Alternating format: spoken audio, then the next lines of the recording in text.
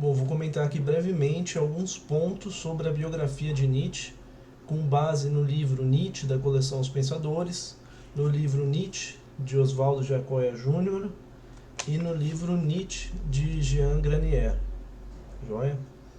Só alguns pontos, a ideia não é falar sobre toda a biografia dele, mas alguns pontos que eu considero importantes para entender um pouco o pensamento de Nietzsche, que é um filósofo que influenciou muito o pensamento, a filosofia contemporânea, e inclusive o existencialismo e a fenomenologia.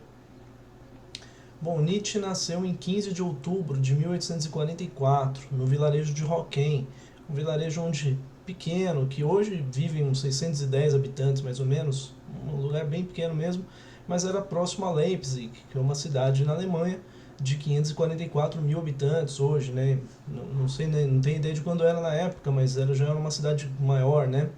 Numa distância mais ou menos de uns 30 minutos de carro, que seria na época a cavalo talvez 1 hora e meia, né?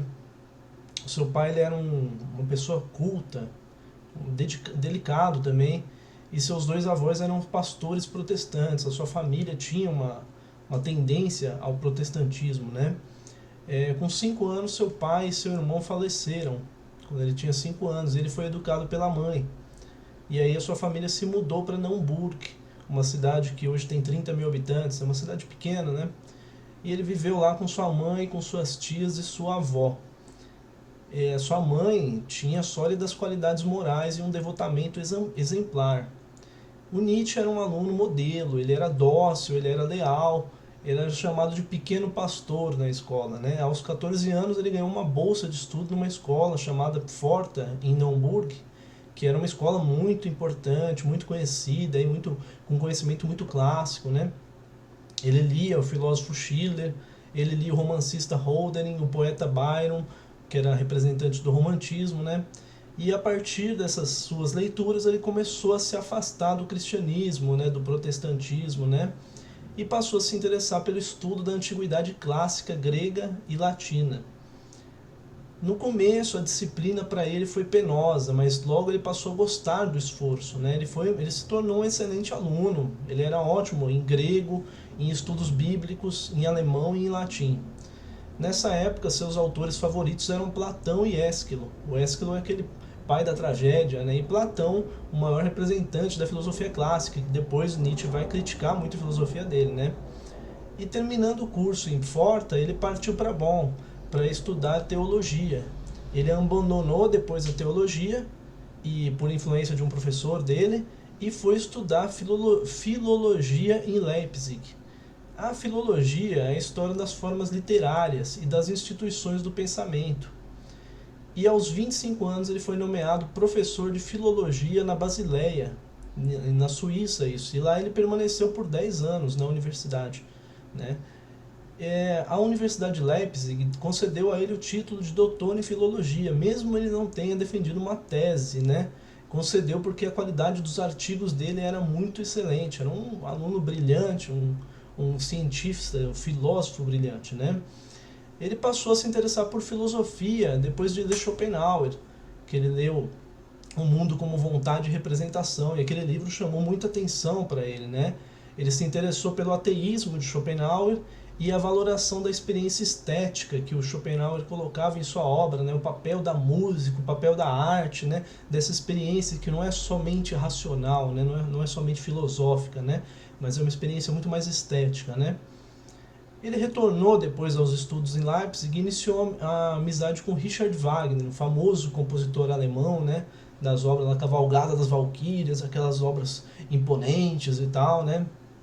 Passou a frequentar a casa de Wagner, né, do Richard Wagner, e admirar as suas composições musicais. Até acreditou que a música de Wagner era uma nova proposta para uma mudança social assim, e cultural na Alemanha, né? Bom, em 1870 ele serviu o exército como enfermeiro e lá ele contraiu difteria e disenteria. Aos 27 anos, ele publicou o livro O Nascimento da Tragédia no Espírito da Música, um livro que depois passou a se chamar simplesmente O Nascimento da Tragédia, né? Que ele falava sobre a relação entre a música e a tragédia grega.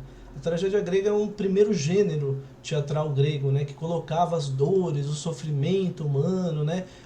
As alegrias, né? Colocavam esse contraste, assim, né? E ele colocou nesse livro, ele comentou sobre a relação entre Apolo e Dionísio, né, que eram os deuses gregos, o deus da ordem, que é o Apolo, e o deus da exuberância, o deus da música e do caos, que é o Dionísio, né, dessa importância, desse equilíbrio da relação entre esses dois deuses, né, e colocou o Sócrates como o responsável por mudar essa dinâmica grega, né? Porque o Sócrates defendia o mundo abstrato do pensamento, né? Ele supervalorizava a razão, né? E ele diz que a Grécia, a partir de Sócrates, foi invadida pelo racionalismo, né? Por uma influência decadente de Sócrates. Então, ele usa o termo decadente depois na filosofia dele muitas vezes para relacionar com uma filosofia submissa, né? Que se submete a uma concepção já pronta, né? Já determinada, assim, já fixa, né? Estabelecida, né? E ele critica essa posição, né? Ele valoriza muito mais uma filosofia criadora, uma filosofia que inova, que interpreta várias possibilidades, né? E não que se fecha numa verdade pronta, né? Ele falava que o Apolo era o deus da clareza, da ordem, da harmonia, né?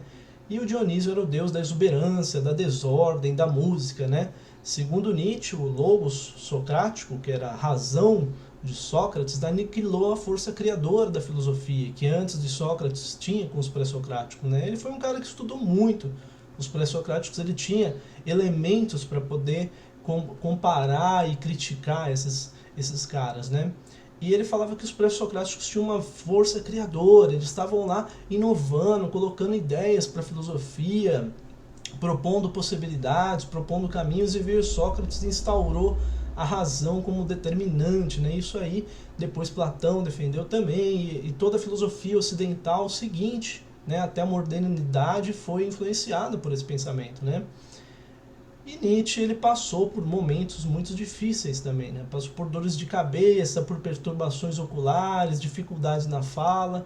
Ele tirou licença da universidade por um ano, e quando ele voltou ele estava com uma voz imperceptível, quase ninguém ia nos cursos dele, quase ninguém mais frequentava, porque estava difícil, né, de compreender ele, né? E em 1879 ele pediu demissão do cargo, né? Nesse mesmo ano ele escreveu o livro Humano, Demasiado Humano, né? Um livro muito importante, muito interessante de Nietzsche, e que foi totalmente incompreendido, inclusive por seus amigos, né? Ele rompeu a sua relação com Wagner, com o compositor Richard Wagner, e se afastou da filosofia de Schopenhauer, né?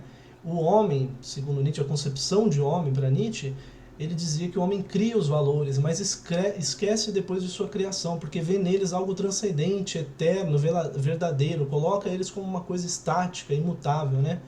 Mas ele diz que os valores não são mais que algo apenas humano, demasiado humanos, né? Demasiado humano, né? Simplesmente humano, não tem nada de divino nos valores, né? Um homem que diviniza o valor, que na verdade é uma questão humana, é criado, né? Transformado, né? Aí ele critica o cristianismo, dizendo que o cristianismo é uma manifestação da decadência, da fraqueza e da negação da vida, né? Que coloca os valores eternos e sagrados como superiores do que a nossa própria vida, né? Do que a nossa própria existência, né? E ele questiona bastante isso, propondo uma potencialização da nossa existência, uma transvaloração dos valores, né? Em 1881 ele publicou o livro Aurora, né? Que propõe uma luta contra a moral da autorrenúncia, né? E ele teve a intuição nesse período que o mundo passa por uma alternância constante entre criação e destruição, alegria e sofrimento, bem e mal, que esses opostos fazem parte da constituição do ser humano e da própria pessoa, né? Entre os anos de 1881 e 1884, ele mudou diversas vezes de cidade, de país, ele morou na Suíça, na Alemanha, na Itália, né? E ele viajava de acordo com a necessidade da saúde dele, né? Então, no inverno ele ficava num lugar que tinha um clima melhor para ele, no verão ele mudava para poder lidar com as dificuldades que ele tinha vários problemas assim de doença mesmo, assim, físicas, né? Bom, em 1882 ele publicou a Gaia Ciência e Assim Falou Zaratustra em 1884. Seus problemas de saúde foram se intensificando cada vez mais. Ele pede várias licenças da universidade para não estar mais trabalhando, e ele acaba se afastando completamente. A universidade oferece para ele uma pensão vitalícia, né? E ele vive o resto da vida com essa pensão, né? Em 1886 ele publica Para Além do Bem e do Mal, um dos livros mais críticos e densos dele, porque critica toda a ideia de bem, ideia de mal que a gente tem no Ocidente, assim, nesses conceitos, esses valores prontos, né? Ele questiona, ele coloca em dúvida, coloca em questão, né? E seus livros continuam sendo incompreensivos, inclusive por seus amigos, né? Ele vai se sentindo cada vez mais só. E depois de 1888 ele passa a escrever cartas estranhas, assinando como Dioniso, assinando como nomes como se não fosse ele, como se fosse outra pessoa, né? Ele passou a ter dores de cabeça muito intensas, dores de estômago, né? E ele foi internado na Basileia com diagnóstico de paralisia progressiva.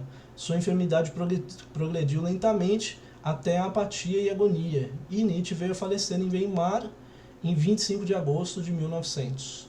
E essa é uma breve biografia de Nietzsche, com alguns pontos que eu acredito serem importantes, mas lógico que eu estou reduzindo, sintetizando para poder ficar um pouco compreensível, né?